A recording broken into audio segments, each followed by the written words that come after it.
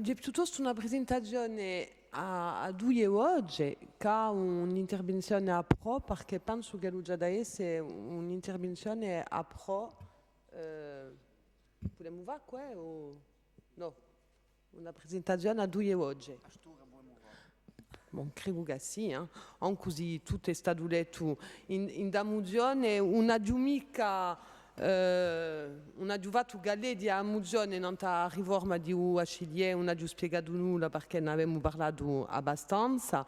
Di stafare di un problema dunque di dotazione oraria globale, se ne è inteso parlare di no, ma voglio comunque dare qualche precisione a risera.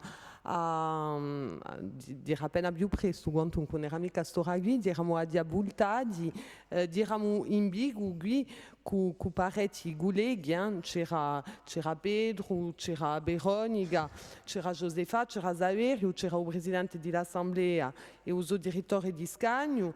E c'è stata una riunione a Ugule di Udivig in cui devia essere presente a Retrige, poi ha giudicato all'ultima che non aveva mica bisogno di spiazzarsi.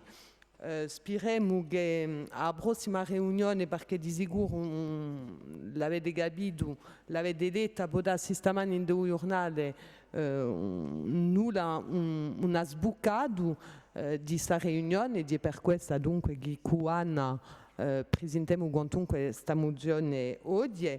Dunque, Anna l'ha detto, penso che il più importante è di piantare di parlare di effettivi, di piantare di parlare di conto, ciò che si passa nella dotazione d'oraria globale in egule di egida non si può mica adattare in un nostro circondo montagnolo e campagnolo, dunque come la Ubregisedia sta mozione mi pare che l'UGO è un vero quadro normativo e così si pianterà di parlare di conto. Dunque parecchi colleghi, come l'ha detto Anna, sono intrudi tutti in contatto in cui il collegio di Vigo a domanda dunque degli insegnanti di Baranti dell'EVI di un collegio di Vigo, forse ne sbucheranno e faranno